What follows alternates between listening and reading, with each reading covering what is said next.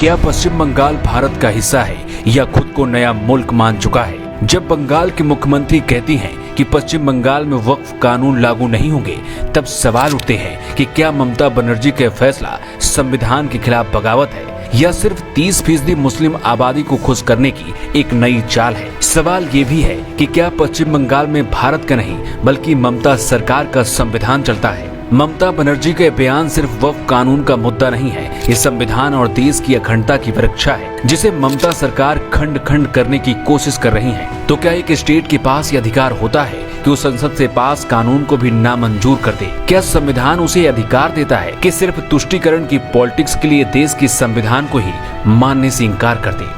ये मामला बेहद ही गंभीर है और परेशान करने वाला भी। ये पहला मामला नहीं जब ममता सरकार ने संसद से पास कानून को चुनौती दी है।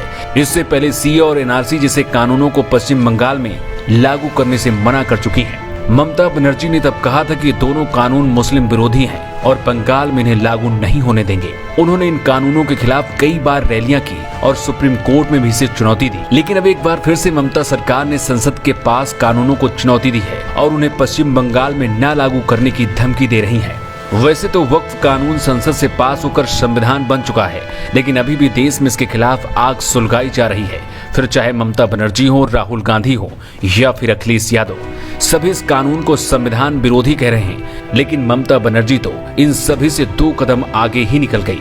ममता सरकार ने इन्हें पश्चिम बंगाल में लागू करने से मना कर दिया और कह दिया कि इन्हें कभी भी पश्चिम बंगाल में लागू नहीं होने देंगे। ये वही ममता बनर्जी है जो बांग्लादेश में घुसपैठियों के साथ खुलकर खड़ी हो जाती हैं, बात बात पर पश्चिम बंगाल में दंगों की बात करती हैं। लेकिन इस बार जो बयान ममता बनर्जी ने दिया है वो सिर्फ एक बयान नहीं है, ये सीधे संविधान को चुनौती है।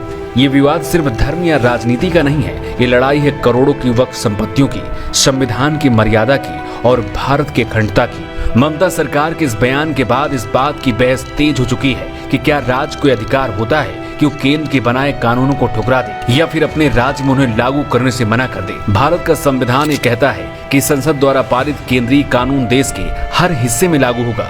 राज्य सरकार इसमें कोई संशोधन नहीं कर सकती और न ही अपने राज्य में इसे लागू करने से मना कर सकती है। लेकिन वो इसे लागू करने में तकनीकी बाधा जरूर डाल सकती है और ममता सरकार भी वही करने की कोशिश कर रही है। ये सिर्फ बंगाल का मामला नहीं है, ये देश की कानून और संविधान की आत्मा की लड़ाई है जिसे ममता सरकार चुनौती दे रही है।